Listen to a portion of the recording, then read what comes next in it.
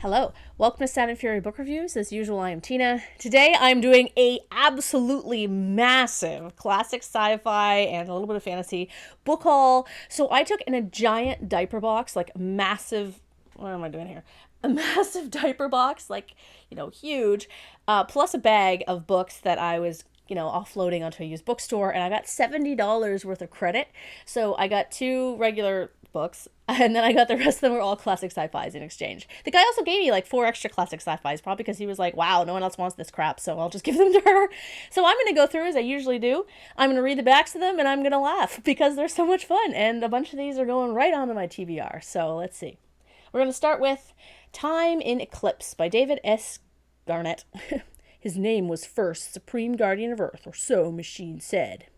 On the surface, medieval armies squabble endlessly over the remains of habitable Earth. Underground, shifts of watchers scan the video screens and ensure that nothing endangers the status quo.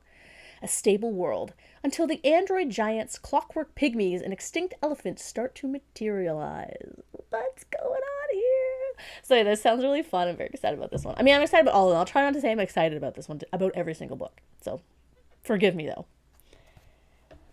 The next one is Frostflower and Thorn by Phyllis Ann Carr. Is she the one that does the Horsewoman clans or something like that? I can't remember. I've never read any of them, but I heard they're good. I can't find them anywhere, though. It's kind of like trying to find Malazan books in a used bookstore. So, Swordswoman and Sorceress. The sorceress Frostflower could bring a babe from seed to determine the course of a winter's afternoon. Sorry. The sorceress Frostflower could bring a babe from seed to term in the course of a winter's afternoon. The swordswoman Thorn could strew a field with corpses in a moment's battle rage. Outcasts, both of them, hunted by the farmer priests who ruled the wasteland that once had been a world. Then Thorn in her folly, got pregnant. Flower, in her folly, wanted the child. And together, foolishly, they set out to survive. So I was showing my husband these books, and I was joking. I was like, look, it's me before kids and me after kids. All, like, badass, and then me wearing, like, a full-on, like, shift dress. Yeah, so I'm very excited. Oh, I said it again. Okay. Yes. The next one is Andromeda Gun by John Boyd. Look at that cover, so cool. G7, emissary of an alien race of energy beings, is sent to Earth to explore for energy sources his race needs. But when G7 takes over the body of Johnny McLeod, something happens. Instead of exercising total control, G7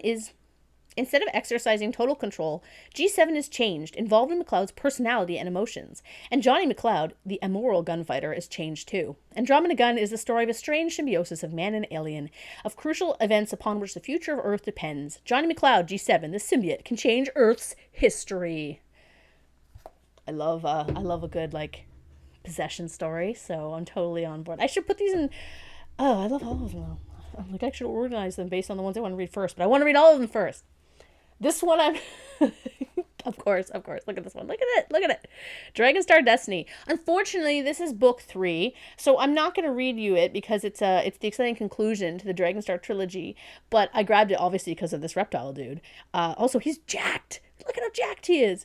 But now I gotta find the first two, so I'm gonna go on Amazon when I get my inevitable gift cards for Christmas and find the first two. Yeah. But I think they're actually dinosaurs, not lizards. But why is he holding his gun like that? Like, who carries their gun by the barrel? Like, anyway, I guess he's a dinosaur. Oh, my boy, Jack Vance, Star King. Yeah, because when to save yourself, to get oxygen, I can't even describe what's wrong with this picture. Like, what's the point of the space helmet if you're not even wearing a space suit? Okay, Star Kings were a race of aliens who disguised themselves as human. They sought only power over the real men and women they looked upon with both contempt and lust. Keith Gurnson had been a peace-abiding man until a terrible moment when 5 of these Star Kings descended upon the planet and home of his parents and viciously wiped them out as an abject lesson. At that news, vengeance became Gurnson's sole objective in existence, to seek out and destroy those 5 demon princes. So he's like the Punisher. First on his list was Atel Malagate. His name was probably a fake, his appearance was unknown, but his style was vicious and his appetite was for human slavery. With only this to go on, Gurnson was ready to track him down across 1,000 stars. So this is the first of the Demon Princes novels. I wonder if there's like one novel for each prince. I'm assuming that guy in the back is the prince, the one that apparently doesn't need a spacesuit. We'll see. So we have Ray Cummings, Tama, Princess of Mercury. This is a sequel to another one that I have, so I'm not going to read the back because I started reading it, and it's a huge spoiler, so I'm really glad that I read that. But anyway, I like the cover. It's super cool. Next, we have Through the Reality Warp by Donald J. File. My husband really likes this cover. I wonder why. Anyway. Latham Billiard stared at the four men standing before him, the four men who could not meet his eyes, the four men who were asking him to navigate a ship through a one-way black hole into an alien universe to destroy something totally unknown. Billiard could not believe what he was hearing. "If you don't succeed," the guild general said, "it's death for every living thing in our universe." What could a soft-hearted, thick-skinned, crackerjack Mercury like Billiard say? After all, it wasn't every day a man was asked to save a universe he would never see again. I don't know what crackerjack means. But yeah, this looks amazing. Clearly, a lady goes with him. A lady with a really nice butt.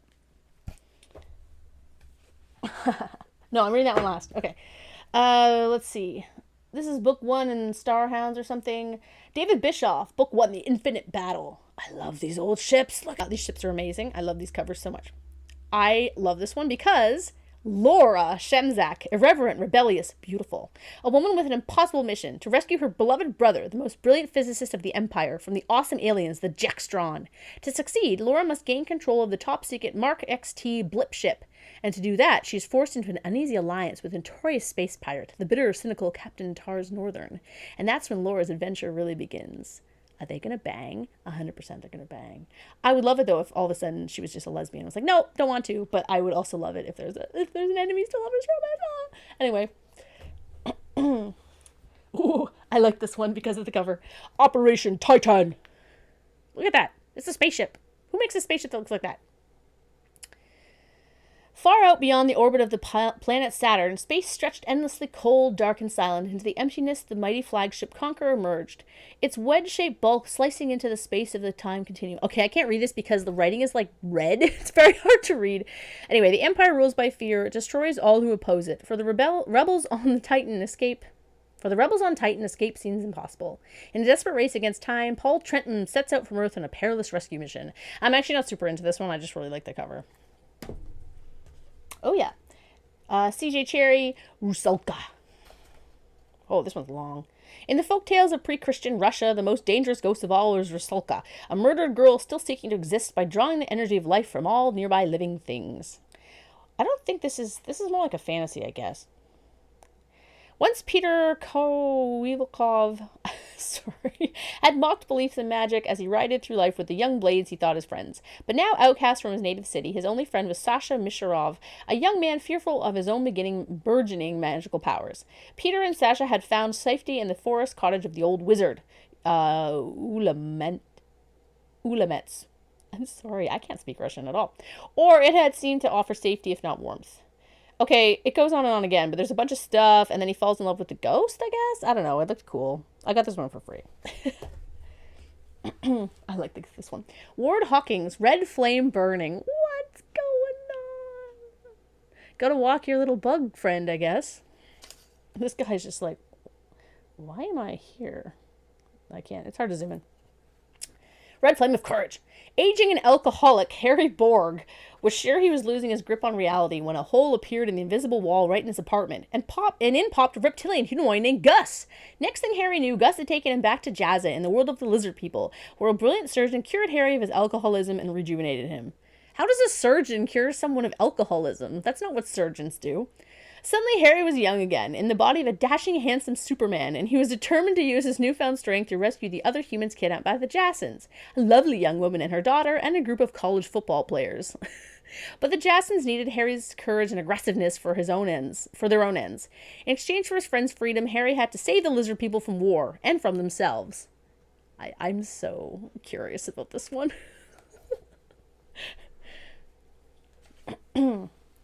The Null Frequency Impulsor by James Nelson Coleman. This cover is wild.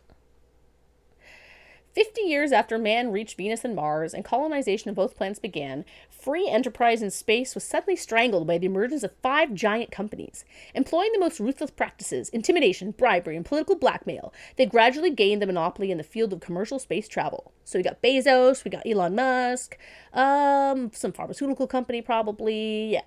Crushing everyone in their way of their Gestapo-like tactics, the 5 companies went unthreatened until they outdid even themselves with their cold-bloodedness. Their cloak and dagger murder of a noted space researcher sparked an unprecedented challenge by a youthful group of scientists, headed up by the brilliant, beautiful, and determined Catherine Rogers, and superbly aided by an alien sphere of luminescence. I love it. I love it. Take down the rich.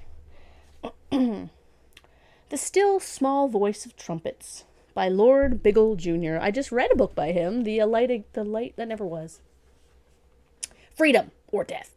Kur was a wealthy land, but the people were kept impoverished by a tyrannical king, as they are. The most notable quality of the inhabitants was not their poverty, but their love of beauty.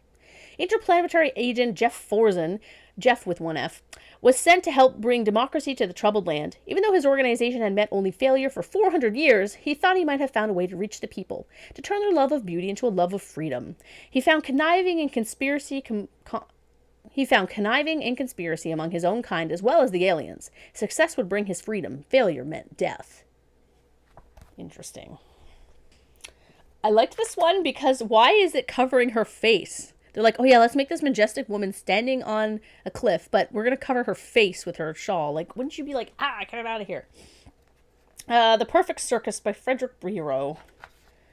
This one's hard to read too. Sorry, I have to do this one. The Big Bang had left the province ravaged and barren. Most of the inhabitants are mutants who will die of the sickness by age 30. But one of the few survivors from the old world, Sylvester Germain, is immune and faces the prospect of living forever. So he's immune so he doesn't die? Okay. But when the leader of North Point Station is killed, it is Germain who is ordered by the council to put his life on the line, to journey through the Deadland and untangle the web of conspiracy, hate, and fear behind the accident at North Point. Ahead lie unimaginable horrors that Germain must conquer before he can uncover the secret of Perfect Circus and its star attractions. Yeah, I don't know. I just thought the cover was funny. Ooh, Paul Anderson, Flandre of Tera. The greatest adventure series in the history of science fiction. It's greater than everything that came before and everything that ever will. Also, I like this woman, how she's actually fully clothed. That's nice. His duty, as officially defined, to seek out threats to Pax Terrestria and to neutralize them, or, failing that, to call in His Majesty's military forces, who will end them in a more drastic and final way. Okay. As defined by Dominic Flandre, to stick his finger in the dike of civilization, to hold off his lifetime the inevitable coming of the barbarians and the long night. To this end, he battles gloriously, murders remorselessly, betrays outrageously. His justification? Supple young women clad in sunlight, blooded horses stamping on the plains of Ilion, smoke curling fragrant about coffee and cognac on Tera. In a phrase, all the joys and pleasures that, taken together, comprise human civilization. Oh, so, naked young ladies, horses, coffee, and cognac. Yeah, okay, I guess. Yeah, laser books. James R. Barrie, The Galactic Invaders. This cover. On his way to headquarters for briefing, someone tries to murder Captain Keith Cranston, an ominous start for a space mission. But this is just the beginning. As his expedition progresses, Cranston realizes that not only is his own life at stake, but everyone in the vast galactic empire of the Earth Federation is in peril. Incredible as it seems to him, the entire civilization is threatened by unimaginatively strange aliens. But Cranston suspects that behind these sinister creatures lurks someone who is no stranger to Earth. I'm sorry, I blocked my face there. Whatever, you're looking at the book covers, not looking at me. Let's see. Oh, this is Centaur Road again. Sorry. I have 3 or 4 books I bought that are part of a series, so I'm not going to read them, but they're all about this man and his spider companion, and they just go around doing stuff. But I can't. I have books 3, 4, 5, 6, and 6 now, but I don't have books 1 and 2. So I'm like, I keep looking for them. Yes. Dre Prescott 28. Adilia of Valia. The Fighting Women of Antares. Okay. Hey! Oh, there's a bookmark in here. It's a Christmas bookmark. Someone clearly got like 3 pages into it. So, Adilia of Valia. The world of Kregan, revolving around the double sons of Antares, holds many wonders. There are warrior men and warrior beasts with mighty fraternities of valor and courage. There are whispers of similar organizations among the highborn women of many lands. But men knew little of these, save the name Sisters of the Rose, and that somewhere there was a secret fortress retreat, where martial arts were taught that men never learned.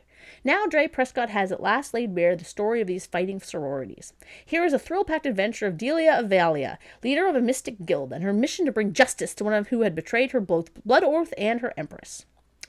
Yeah, I'm super into this. Look at that. So, I don't know if you've ever watched the movie The Croods, but there is a second movie called Croods 2, Crooding Bout or something. And at one point, all the women and one of the guys in the movie like join up and become Thunder Sisters, and it's the most hilarious thing I've ever seen. And it reminded me of that for some reason. So, actually, those movies are pretty funny. The things I watch because I have small children. So, oh yeah. So these guys are floating on an ocean of terror in the blue world by my boy Jack Vance. Ooh, a boat one, and he likes boating, so it's probably going to be pretty accurate about this kind of stuff. The blue world, a beautiful world, a world of water with floating islands made by thick spreading tops of gigantic ocean growths, big enough to support meat houses and sea gardens, alive with fish of all kinds, rich with edible water plants and even communication towers, so that the people of the floats were not cut off from one another, but could send messages and enjoy festivals and meetings together. How nice. Except one thing. The massive abundance of the ocean spawned far more than food and sustenance for the puny humans living on its surface. The floats were in constant danger from the ravaging attacks of giant sea creatures against which there was no defense, except mealy-mouthed propitiation. Propitiation? I don't even know what that is. The blue world needed a rebel, one who would give his life if necessary. They found one. I really hope it's her. 2 more. Man-Seed by Jack Williamson. Man-Seed, look at this guy. I bought this book because it's called Man-Seed because apparently I'm a 12-year-old boy and find it funny. So, in the beginning, oh my god, this is long. Egan Drake was a wealthy but unhappy visionary, oh, poor boy, who died early and left behind only a powerful dream. He proposed to spread mankind among the stars with his man-seed. Then there was Megan Drake. She took her brother's vision and made it real. At the Raven Foundation's New Mexico headquarters, she gathered around her experts in astronautics, biology, computer science, defense, and fusion propulsion. The project was simple in design, yet grandiose in its aim. 1,000 tiny ships would crawl to the stars. Each that landed on an Earth-type planet would produce several dozen colonists. Each colonist would be a product of the genes derived from Megan and her experts. Every ship would manufacture cyborgs for repairs and self-protection. Probably robots, not cyborgs. But much of the technology was new and untried. No one could predict what might occur at a millennium-long journey's end, if, say, a cyborg fell in love, or aliens were met, or... ... This actually sounds, I'm going to say it, exciting. One more, and this one is the one, I just loved this as soon as I saw it. So this is by Lee Killow, and this is the Doppelganger Gambit. And look at this cover, I love it. I love it. The ultimate alibi. The Starship broker OD'd on a particularly nasty drug, and his files showed his personal responsibilities for a series of space disasters. Suicide? Policewoman Jana Brill was ready to buy that, but her oddball sidekick, Mama Maxwell, smelled murder on the dead man's partner, and Mama Maxwell, for all his bizarre antics, had a reputation for being right. The trouble was, the suspect had to be in the clear. The giant computer that kept hour-by-hour track of every civilization provided him an absolute alibi.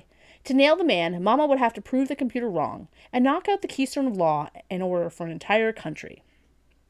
I love this. There was also a second one. I should have just bought it, but it's so good.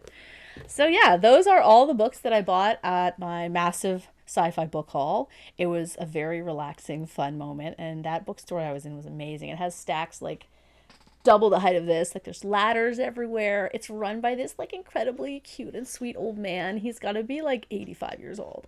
And yeah, I just love going in there. And yeah. So I hope you enjoyed that. Let me know which of these you would want me to read first. But I mean, I'm just going to decide on my own. But I can't decide. I really can't. And I have so many I got from my other book hauls. I gotta stop.